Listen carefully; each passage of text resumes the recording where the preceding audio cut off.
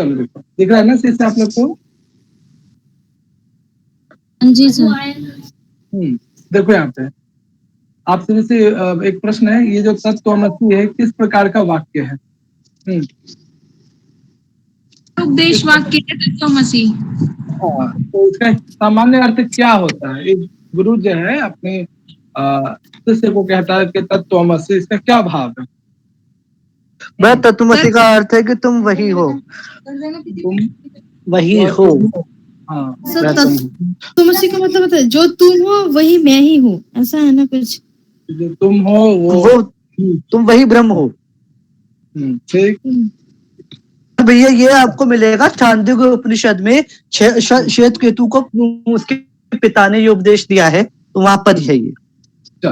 ठीक है, इसका एक सामान्य अर्थ होता है, यानी अब इसमें जो एग्जाम के पॉइंट ऑफ व्यू से जो हमें ध्यान रखना है, ठीक है, कि इस वाक्य में जो है, ये वाक्य कैसा है? उपदेशात्मक वाक्य है। एक गुरु जो है शिष्य को उपदेश देता है, ठीक है, जब अच्छे से पढ़ाई लिखाई कर लेता है, सब प्रकार के ज्ञान प्राप्त हो जाता है, ठीक है। इसके भी दो अर्थ निकलते हैं, ठीक है, एग्जाम के पॉइंट ऑफ व्यू से देखिए यहाँ पे कि इसका जो है सीधे सीधे अर्थ क्या निकलता है, ठीक है, और इसका लक्षणार्थ या लक्ष्यार्थ क्या निकलेगा, ठीक है, ये इस तरह की चीजें देखिए आप।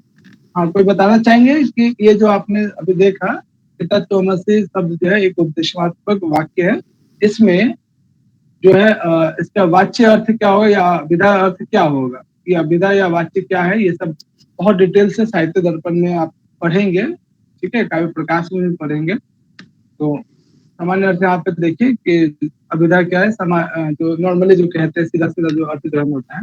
हाँ, क्या होगा इसका, कौन बताएंगे? अभिधा अर्थ, और मैंने आप लोग को बोला भी था कि थोड़ा सा पढ़ के आएंगे। हाँ, चलिए, कौन बताएंगे?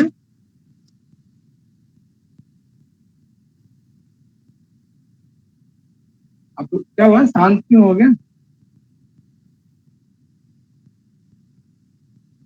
मेरी आवाज आ रही है आप लोग को?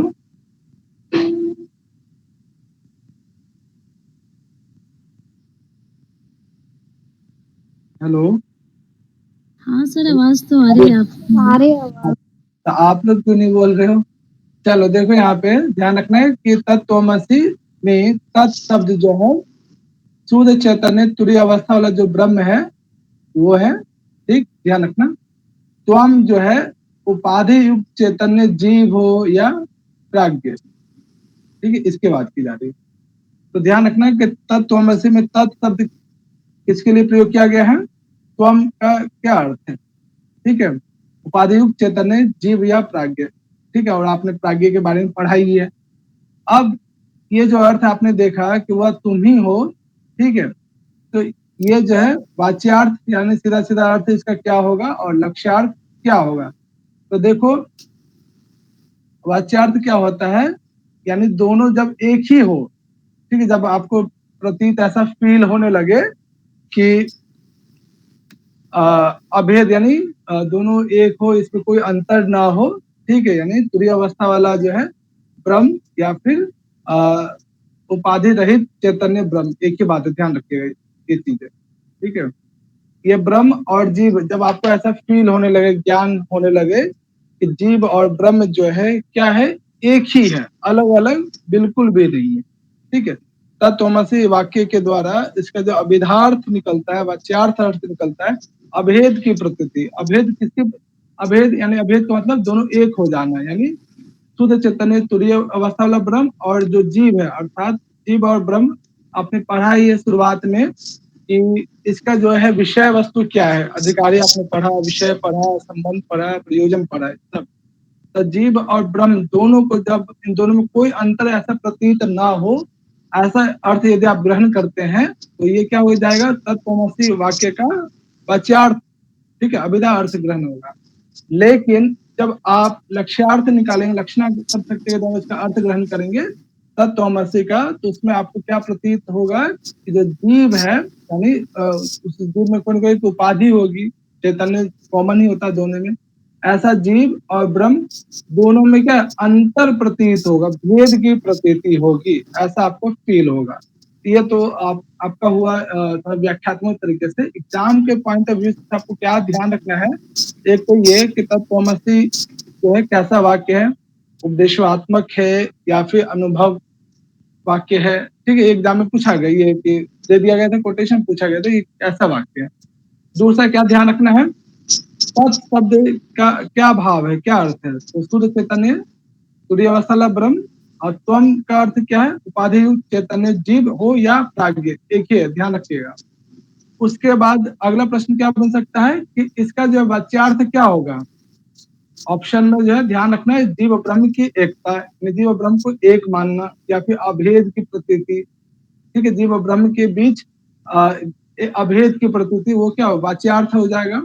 और लक्ष्यार्थ अर्थ क्या निकलेगा तत्त्वमसि का, जब दोनों को अलग अलग फील होने लगे। ठीक है, जब दोनों चीजें कि जीव अलग है या प्राज्ञ अलग है और ब्रह्म अलग है, ऐसा जब आपको भेद की प्रतीति होने लगे, तो उस वाक्य का लक्ष्यार्थ अर्थ ऐसा ग्रहण करना चाहिए। मेनली एग्जाम के पॉइंट ऑफ व्यू से ये पॉइंट रखना है। बाकी और डिटेल में बहुत पढ़ना है कि महावाक्य क्या है, कौन से वेद में कौन सा महावाक्य मिलता है, तो आप सारी डिटेल्स यहाँ पे देख सकते हो। ठीक है, और याद भी रखना चाहिए। ठीक है, कि ये जो अहम ब्रह्मास्मि कहाँ पे है, ठीक है, और या फिर तत्त्वमसि किस वेद में है, ये सब आप डिटेल से देख सकते हैं इसमें। तो ये तीन जो क्वेश्चन बनने की संभावना है महावाक्य में। तत्त्वमसि में तत् किसके लिए है, त्वम किसके लिए है, वाच्यार्थ अर्थ क्या ग्रहण होता है, लक्ष्यार्थ अर्थ क्या ग्रहण होता है, ये ध्यान रखिएगा, और कैसा वाक्य है। ठीक है, यहाँ तक क्लियर है बच्चा लोग एग्जाम के पॉइंट ऑफ व्यू से। जी सर, क्लियर हो गया। ठीक है, अब इसमें ये जो महावाक्य आपने अभी पढ़ा तत्त्वमसि में, तो ये जो है तीन प्रकार के संबंध इसमें स्थापित किए जा सकते हैं। ठीक है, जैसे कि आप किसी वस्तु, दो या दो से अधिक वस्तु के बीच में कई प्रकार के संबंध हो सकते हैं। ठीक है, तो ये जो आप अभी महावाक्य देख रहे हो, तो कितने प्रकार के संबंध हो सकते हैं, कोई नाम बताएंगे। क्या क्या समान अधिकरणे, हाँ, विशेषण विशेष्य भाव और लक्ष्य लक्षणा भाव। ठीक है, बहुत बढ़िया। यानी जो तत्त्वमसि वाक्य है, ठीक है, इसे जो है अखंडार्थ बोधकम, यानी इसका जो है अखंडार्थ बोधकम क्या भाव है इसका।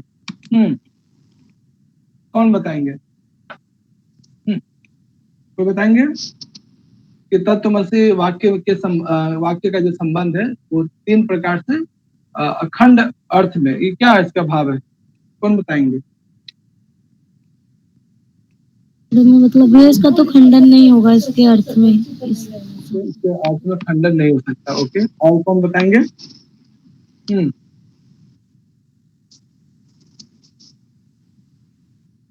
यानी तीन संबंधों के द्वारा, ठीक है, तत्त्वमसि वाक्य में अखंड अर्थ का खंडित नहीं किया जा सकता, जिसे अलग अलग नहीं किया जा सकता। ऐसे तीन प्रकार के संबंध हमें दिखाई देता है, या सिंपल समझिए कि तत्त्वमसि वाक्य में जो तीन प्रकार के संबंध होते हैं।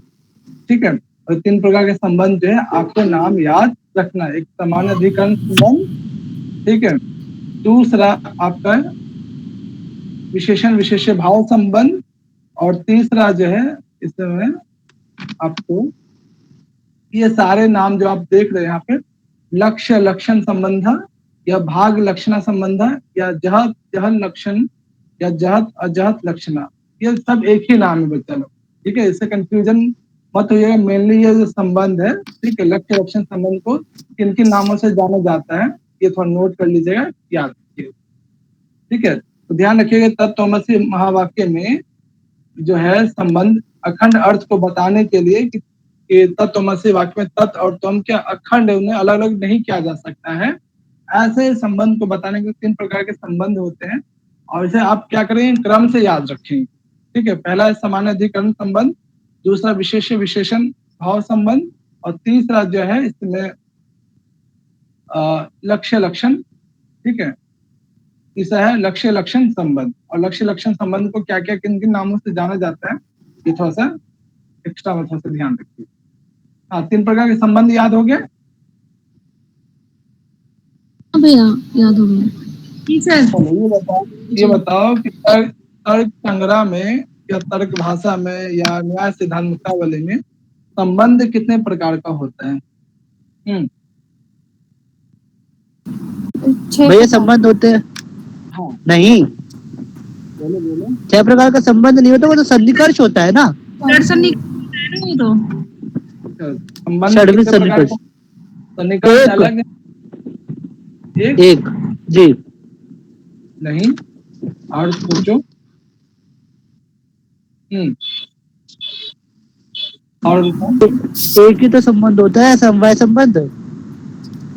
समवाय संबंध और एक और संबंध होता है, संयोग कारण कारण सहयोग संबंध और समवाय संबंध। समवाय संबंध, सर ये दोनों 5 होते हैं। हाँ और सन्निकर्ष वाले जब पढ़ेंगे इंद्रिय और वस्तु के बीच में सन्निकर्ष कितने प्रकार का होता है, हाँ वो अलग विशेष है, ठीक है, ध्यान रखिएगा। वो तो प्रत्यक्ष प्रमाण में आएगा। हाँ वो संबंध अलग है और यहाँ पे संबंध अलग है, ध्यान रखिएगा, ठीक है। और इन्हें जो आप कोशिश करेंगे क्या करना है, क्रम के अनुसार याद रखना है, ठीक है। तो सामान्य अधिकरण यानी दो पदों सामान्य अधिकरण यानी दो पदों के बीच में विशेषण विशेष्य भाव संबंध, पदार्थ योग यानी पद और अर्थ के बीच में, ठीक है, ऐसा संबंध बताने वाला विशेष्य विशेषण भाव संबंध होता है। और लक्षण और ये क्या, लक्ष्य लक्षण भाव संबंध, प्रत्येक आत्म लक्षण यानी आंतरिक पदों का जो है जो संबंध होता है वो लक्ष्य लक्षण भाव संबंध होता है। मेनली आपको यहाँ पे संबंध का नाम याद रखना है, ठीक है बच्चा लोग, तो जो है संबंध का नाम याद रखें। अब जी भैया। क्वेश्चन कैसे बना पूछा जा सकता है। एक तो यहाँ पे सिंपल से ये कोटेशन दिया गया था कि ये कोटेशन दे दिया गया था और फिल इन द ब्लैंक्स था यहाँ पे, अखंडार्थ की जगह पे अलग ऑप्शन था, इसमें अखंड अर्थ को बताने के लिए जो है 3 प्रकार के संबंध तत्वमसि वाक्य में दिखाई देता है और 3 प्रकार के संबंध यहाँ पे, इनका नाम आप याद, वो भी क्रम से, ठीक है। चलो अभी तक हमने देखा कि तत्वमसि, आपने बताया ना अखंडार्थ बोधगम, यहाँ से क्या पूछा था? यहाँ पे ये पूछा गया था, ये जो आप देख रहे हो ना इन ब्लैंक्स में दे दिया गया था, खंडित अर्थ में, अखंडित अर्थ में, ऐसे 3-4 ऑप्शन अलग अलग दिया गया था। पूरा यहाँ अच्छा। से कोटेशन दे दिया गया था यहाँ तक, और फिल इन द ब्लैंक्स था, ठीक है। और या फिर इसमें ये भी फिल इन द ब्लैंक्स के तौर पे पूछा जा सकता है, या फिर तत्वमसि वाक्य की जगह पर कोई और वाक्य दे दिया जाएगा, पूरा कोटेशन देकर पूछा जाएगा ये सत्य है या असत्य है, ठीक है बच्चा लोग। तो कई प्रकार से इसमें क्वेश्चन बन सकता है, ये कोटेशन काफी इंपॉर्टेंट है एग्जाम के पॉइंट ऑफ व्यू, ठीक है। तोमस्य वाक्य की जगह पर हम ब्रह्मस्य वाक्य दे दे, ठीक है, या फिर अखंडार्थ की जगह पे खंडार्थ दे दे, तो वो देखना सत्य सत्य के, यानी यहाँ पे 2 प्रकार के कथन करके दिया जाता है ना, सत्य सत्य चूज करने के लिए असर्शन और रीजन का, इस तरह के क्वेश्चन यहाँ से बन सकते हैं। हाँ चलो ठीक है, यहाँ तक इसी चीज को जो है यहाँ पे कोटेशन फॉर्म में दिया गया है। ये जो कोटेशन आपने 3 प्रकार के संबंध है, ठीक है, ये कोटेशन दे दिया जाए और पूछा जाए ये जो है किसके संदर्भ में कहा जा रहा है, ठीक है। तो ये ध्यान रखिएगा, ये जो है तत्वमसि वाक्य के संदर्भ में है, प्रयोग किया गया किस ग्रंथ में है, वेदांत सार में। किसने कहा है, तो सदानंद ने कहा। सदानंद का पूरा नाम क्या है, योगेंद्र सदानंद। उनके गुरु का नाम क्या है, अद्वैतानंद। उनके गुरु का विशेषण क्या शब्द प्रयोग किया गया था, अतीत द्वैत भावनता। बहुत बढ़िया, ठीक है। तो ये सब जितने भी बेसिक चीजें याद रखिए। इसमें एक चीज और ध्यान रखिएगा, विशेषण विशेष्य भाव संबंध जब करते हैं, ठीक है, तो उस अवस्था में जो दूसरा लक्षण है, दूसरा जो संबंध है विशेषण विशेष्य भाव संबंध, तो उस अर्थ में तत् शब्द का अर्थ क्या हो जाता है और त्वम शब्द का अर्थ क्या हो जाता है, ये मुख्य रूप से विशेषण विशेष्य भाव संबंध में, ठीक है, तत् शब्द का क्या अर्थ ग्रहण करना चाहिए और त्वम शब्द का अर्थ क्या ग्रहण करना चाहिए, ठीक है बच्चा लोग, ये थोड़ा सा ध्यान रखिएगा। प्रोक्ष इत्यादि विशिष्ट चेतन से युक्त जो ब्रह्म है, वो विशेषण विशेष्य भाव संबंध में तत् शब्द का अर्थ हो जाता है, और त्वम शब्द का अर्थ जो है क्या, अप्रोक्ष इत्यादि विशिष्ट चेतन से युक्त जो जीव है वो त्वम शब्द का अर्थ होता है। किस संबंध में ये ऐसा अर्थ होता है तत्वमसि का, हाँ बताओ, किस संबंध के अंतर्गत तत्वमसि का जो है तत्व में जो है ये अर्थ हो जाता है, तो हमका ये अर्थ हो जाता है, हाँ कौन बताएंगे। विशेष्य विशेषण के अंतर्गत आता है। विशेष्य विशेषण या विशेषण विशेष, पहले कौन सा शब्द होगा बताओ। विशेषण विशेष्य भाव। हाँ, विशेषण विशेष्य भाव ध्यान रखिएगा, ये क्रम भी एग्जाम में ऐसा नहीं कर लीजिएगा कि पहले विशेष से विशेषण भाव दिया हो, ठीक है। तो जो तरीके से जो लिखा गया ना, विशेषण विशेष्य भाव संबंध के अंतर्गत तत्त्वमसि में तत् शब्द का अर्थ अलग हो जाता है, त्वम शब्द का अर्थ अलग हो जाता है, ठीक है। यदि बहुत डिटेल से पढ़ना है यहाँ पे कैसे हुआ क्यों हुआ, ठीक है, पढ़ सकते हो, लेकिन एग्जाम के पॉइंट ऑफ व्यू से, जो डायरेक्ट एग्जाम के पॉइंट ऑफ व्यू से जो आपसे पूछा जा सकता है क्वेश्चन, ये है, तो थोड़ा सा ध्यान। इन प्रकार के संबंध हमने देखा कि तत्त्वमसि महावाक्य में इन प्रकार के संबंध में जो विशेषण विशेष्य भाव संबंध होता है, उसमें तत् शब्द का क्या अर्थ है, त्वम शब्द का क्या अर्थ है। उसके बाद सामान्य इन जनरल हमने देखा कि 3 प्रकार के संबंध कौन कौन से होते हैं, और उसके पहले हमने देखा कि सामान्य जो तत्त्वमसि महावाक्य है वो कैसा वाक्य है, उपदेशात्मक है। उस उपदेशात्मक वाक्य में उसका अभिधा अर्थ क्या होगा, लक्ष्यार्थ अर्थ क्या होगा, उसमें तत् शब्द किस अर्थ को बताएगा और त्वम शब्द किस अर्थ को बताएगा। यहाँ तक चीजें हम लोगों ने देखा। अभी तक कोई किसी चीज को एग्जाम के पॉइंट ऑफ व्यू से में कहीं प्रॉब्लम इस विषय वस्तु में? बताओ बच्चा लोग, क्लियर है यहाँ तक? जी भैया। चलो, इस जैसे आप ये सब पढ़ोगे, ठीक है, तो एक कोटेशन आ जाएगा। इससे पहले आपने एक कोटेशन देखा है, तो किस संदर्भ में था बताओ? इससे जस्ट पहले एक कोटेशन आप लोगों ने देखा तो था भैया, जो तत्वमसि आपने पढ़ाया था महावाक्य का, उसके संदर्भ में था। हाँ, ये जो ध्यान रखिए, ये कोटेशन तत्वमसि महावाक्य के संबंध के को बताता है। जस्ट बाद ये जो कोटेशन आप देख रहे हो इसमें, चलो ये बताओ, ये कोटेशन किसके संदर्भ में कहा जा रहा है?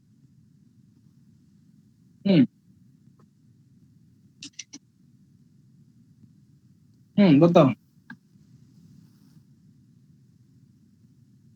ये जो देख रहे हो ब्रह्म के बारे में, ओके। हाँ, कोई और बताएंगे?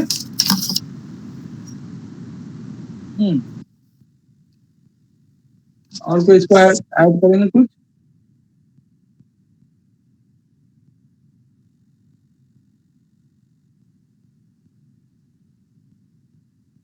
चलो, ध्यान रखना कि ये जो कोटेशन है, ठीक है, मुख्य रूप से जब वो उसका वर्णन करते हैं तत्वमसि महावाक्य में विशेषण विशेष्य भाव संबंध स्थापित करते हैं, उनको ऐसा लगता है कि दोनों चीजें अलग अलग, ठीक है, लेकिन ऐसा नहीं होता है। जैसे मान लीजिए कि काला सर्प, ठीक है, कृष्ण सर्प, ठीक है, तो सर्प अलग नहीं है, नहीं कृष्ण अलग है। कृष्ण का जो है सर्प पे आरोप रहता है, तो बहुत अच्छे से वहां पे डिफाइन किया गया है कि कैसे कैसे जो हम विशेषण विषय भाव संबंध रहता है तत्वमसि में। तो ये कह रहे हैं कि जितने भी विद्वान हैं, ठीक है, जितने भी वेदांत सार के आचार्य हैं, तत्वमसि महावाक्य, ये जो कोटेशन है तत्वमसि महावाक्य के संदर्भ में प्रयोग किया गया है, ठीक है, ध्यान रखना। तो उसमें ये कहते हैं कि विशेषण विशेष्य भाव संबंध के द्वारा या फिर संसर्गो व विशिष्टो व वाक्यार्थो न अत्र सम्मतः, ठीक है, यानी हम बिल्कुल नहीं कहते हैं तत्वमसि, यानी जितने भी आचार्य हैं ये कहते हैं कि तत्वमसि महावाक्य का जो विशेषण विशेष्य भाव संबंध है, उनके द्वारा जो है दोनों अलग अलग नहीं है।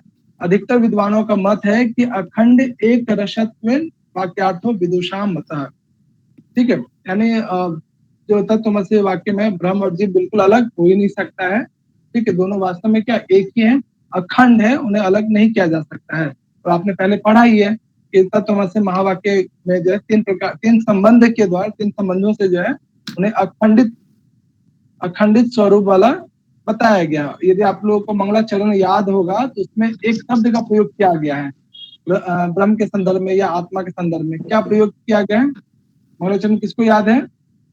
भैया मुझे। क्या है बताओ सर मुझे भी याद है मंगलाचरण। हाँ बताओ, सुनाओ सुजाता, क्या है वो? अखंडम सच्चिदानंदम बांग मनुष्य गोचरम आत्मानम अखिलाधरम आश्रय अभिष्ट सिद्ध है। हाँ, तो उसमें पहला शब्द आपने क्या यूज किया? खंड। यानी ब्रह्म को अखंड है, अखंड स्वरूप मतलब उसे खंडित नहीं किया जा सकता, अलग अलग नहीं किया जा सकता, उसी चीज को, ठीक है, हम ऐसा मतलब आचार्य ये कहते हैं कि किसी भी संबंध के द्वारा उन्हें अलग अलग नहीं दिखाया जा सकता है। वास्तव में जो है जीव और ब्रह्म क्या है, एक ही है, वो अखंड है, ठीक है, अखंड रसत्व वाक्य अर्थ हो, यानी किसी भी वाक्य के द्वारा उन्हें अखंड रस की प्राप्ति अर्थात अखंड स्वरूप का ही जो है हमें ज्ञान होगा। ऐसा नहीं कि किसी संबंध के द्वारा हमें उन्हें अलग अलग दिखाए, बिल्कुल ऐसा संभव नहीं है। तो ये जो मेनली जो इसमें क्वेश्चन बन सकता है कि ये कोटेशन दे दिया जाए आपको, अब बोला जाए कि किस ग्रंथ विशेष में वर्णन है, वेदांत सार में किसने कहा, सदानंद ने कहा, किसके संदर्भ में, तो तत्त्वमसी के संदर्भ में है। ठीक है, बस इतना इसमें क्वेश्चन बनने की संभावना है। सर एक क्वेश्चन पूछना है। पूछो। जी सर, अभी जैसे कि पीछे एक बताया था विशाल जी ने कि जो जब मतलब ब्रह्म के साथ जो विशुद्ध उपाधि जुड़ जाती है तो वो जीव एक तरीके से जीव की श्रेणी में आ जाता है। तो अभी आपने बोला कि ये अखंड है ब्रह्म जो है, लेकिन जब वो अखंड है तो उसमें विशुद्धता कैसे आ जाएगी? अगर वो अलग होगा तभी विशुद्धता आएगी। अब वो एक है तो वो ऐसे कैसे हो जाएगा कि आधा विशुद्ध है आधा शुद्ध है? अज्ञानता के कारण, ठीक है, हमें ऐसा दिखाई देता है कि हम क्या है, अलग हैं। ठीक है, जैसे ज्ञान का अनुभव हो जाता है, अज्ञानता समाप्त हो जाती है, तो वैसे हमें पता चलता है कि जीव और ब्रह्म दोनों वास्तव में क्या है, उसी का अंश है। ठीक है, दोनों बिल्कुल भी अलग नहीं है। ठीक है, इस आधार पे जो है सदानंद प्रूफ करते हैं कि अज्ञानता के कारण हमें दिखाई देता है कि संसार में जो जीव है, जंतु है, वो अलग है और ब्रह्म जो है वो अलग है। ठीक है, जैसे जैसे आपने सांख्य कारिका में भी आपने पढ़ा होगा। ठीक है, तो भाव वही अज्ञानता के कारण हमें जो है ऐसा लगता है कि जो ब्रह्म है और जो जीव है अलग अलग, जैसे हमें ज्ञान हो जाता है तो वैसे हमें इन दोनों का भेद भी समाप्त हो जाता है। ठीक है भैया, उपाधि में और अखंडता में अंतर होता है। हाँ,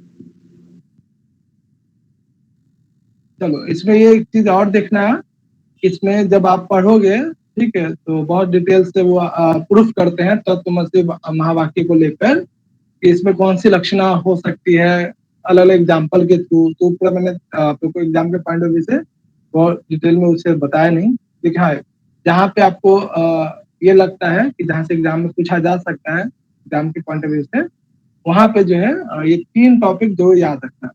ठीक है, एग्जाम्पल के साथ। और इसे आप लोग वहां पे भी पढ़ेंगे, साहित्य दर्पण के दूसरा जो परिच्छेद है, ठीक है, लक्षणा, ठीक है, उसमें भी आप पढ़ेंगे कि कितने भेद होते हैं लक्षणा के, उपभेद क्या है। ठीक है, तो वहां पे हम लोग डिटेल से देखेंगे कि लक्षणा क्या होता है, उपादान लक्षणा क्या होता है, भाग्य लक्षणा क्या होता है। अभी यहाँ पे मिलने जो है ये 3 चीजें ध्यान रखिएगा कि जहत लक्षणा या लक्षणा, ठीक है, इसका एग्जाम्पल क्या है। मुझे लगता है कुछ बच्चों को पहले अगर साहित्य दर्पण आपने पढ़ा होगा प्रथम सेमेस्टर में, तो थोड़ा बहुत आइडिया आ रहा होगा कि गंगायाम घुसा का जो है ये किस भैया पढ़ा है, ये काव्य प्रकाश में भी आया है। हाँ, काव्य प्रकाश में भी आप देखेंगे, तो ये विषय वस्तु पे मैं आपको वहाँ पे डिटेल से बताऊंगा। तो यहाँ पर भी बस एग्जाम्पल ध्यान रखना कि जहत लक्षण या लक्षणा का एग्जाम्पल क्या होगा, अजहत लक्षणा या उपादान लक्षणा एक ही भाव है, ध्यान रखिएगा। इसका एग्जाम्पल क्या होगा, दोनों धावती। विपरीत लक्षणा का दूसरा नाम क्या है, जहत जहत लक्षणा या भाग लक्षणा। ठीक है, ये इसके एग्जाम्पल स्वयं देवदत्त। ठीक है, बस यहाँ पे एग्जाम्पल याद कर लीजिए, वहां पे फिर हम लोग साहित्य दर्पण के संदर्भ में पढ़ेंगे तो डिटेल से देखेंगे कि लक्षणा क्या होता है। एग्जाम्पल भी हम लोग ये कॉमन ही एग्जाम्पल होगा, इसका थोड़ा सा एग्जाम्पल चेंज हो जाएगा। ठीक है, लेकिन आप वहां पे भी घटित कर सकते हैं इस एग्जाम्पल। ठीक है बच्चा लोग, यहाँ तक क्लियर है, ये थोड़ा सा याद कर लीजिएगा। हाँ बच्चा लोग बताओ। जी सर। ठीक है, और उसके बाद कल फिर हम लोग पढ़ेंगे कि ये जो अनुभव वाक्य क्या होता है। ठीक है, तो इसमें जब आप पढ़ोगे तो एक एग्जाम में क्वेश्चन पूछा गया था, एक पैराग्राफ आता है जिसमें अर्थ शब्द आता है। ठीक है, तो अर्थ शब्द का किन किन अर्थों में प्रयोग होता है तो ये याद कर लीजिएगा, ये थोड़ा 2 बार पूछा गया एग्जाम में। ठीक है, तो अर्थ शब्द का किसी भी वाक्य के आरंभ में प्रयोग होता है। ठीक है, तो वहां पे अर्थ शब्द का प्रयोग किन किन अर्थों में हो सकता है, तो ये जो है कुछ 5 अर्थों में प्रयोग होता है, मंगल, अनंतर, आरंभ, प्रश्न, तात्पर्य। ये जो इन 5 अर्थों में जो है प्रयोग किया जाता है, ये याद रखिएगा आप लोग। भैया कास्ट होने का क्या मतलब है, ये जो लास्ट में वर्ड दिया हुआ है? किसी प्रयोजन से। ठीक है, और अच्छा आप लोग को ठीक। याद होगा निरुक्त में हमने ये शब्दों को पढ़ा है, कुछ याद आ रहा है? किस संदर्भ में पढ़ा था बताओ।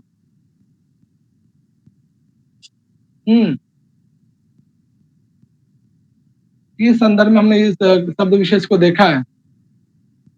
भैया नहीं पता, नहीं याद आया। अरे क्या बात करते हो, वहाँ पे विद्या स्थानम व्याकरणम, या व्याकरण का विद्या स्थान है, ठीक है। इसके इदम अंतरेण विद्या स्थानम संयम, इस तरह आपने कोटेशन नहीं देखा? दूसरा अध्याय जैसे आरंभ होता है वैसे ही वहाँ पे भी जो है। क्या अभी रिवीजन स्टार्ट किया नहीं है, रुकता, सच बताओ तो।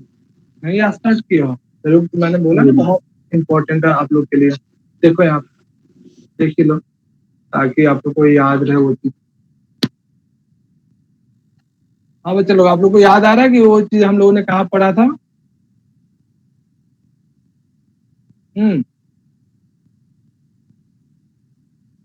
तो मतलब आप लोग बिल्कुल रिवाइज नहीं कर रहे हैं, निरुक्त हैं? बताओ कैसे काम चलेगा? तो आप लोग का एग्जाम भी लगता है जून में संभव नहीं है। देखो यहाँ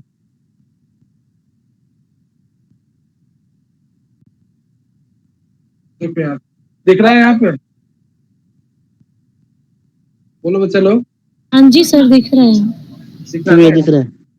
तो वो याद रखा करो, तदेदम विद्यास्थानम व्याकरण से साधिकम। तो ये जो है, तो जो भी आप शब्द विशेष देखते हैं ना, उसे ध्यान रखा कीजिए कि इससे मिलता जुलता चीजें हमने किस संदर्भ में पढ़ा है, ठीक है। तो यहाँ पे भी वो 5 अर्थों में, यानी इसका अर्थ होता है प्रयोजन, ठीक है।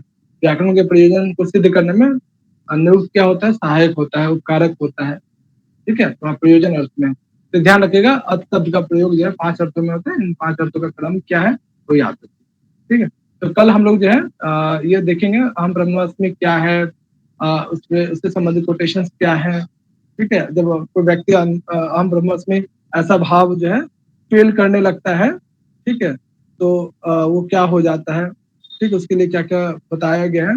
उसके बाद देखेंगे कि ब्रह्म का साक्षात्कार होने तक अधिकारी को क्या करना चाहिए, यानी जब तक आपका जारिफ ना हो जाए तब तक क्या करते रहना चाहिए, इसे इस तरह से भी समझ सकते हैं, वो पढ़ेंगे हम लोग, ठीक है। उसके बाद जो है जिसकी चर्चा हम लोगों ने पहले भी देखा था सड़क संपत्ति में भी, ठीक है, श्रवण मनन निधिध्यासन इत्यादि क्या है, ये सब कल यानी आप लोग को इस वीक में समाप्त हो जाएगा आप लोग का वेदांत, ठीक है। इस वीक मतलब संडे या मंडे तक, ठीक है बच्चा लोग। आज इतना ही रखते हैं, कल अनुभव वाक्य पढ़ के उसके बाद जो टॉपिक्स वगैरह होंगे उसे हम लोग क्लियर करेंगे। 3 से 4 क्लास, और 3 भी नहीं 2 या 3 क्लास में आप लोग का हो जाएगा, ठीक है बच्चा लोग। आज इतना ही रखें फिर। जी सर। वैसे साहित्य शास्त्र कब से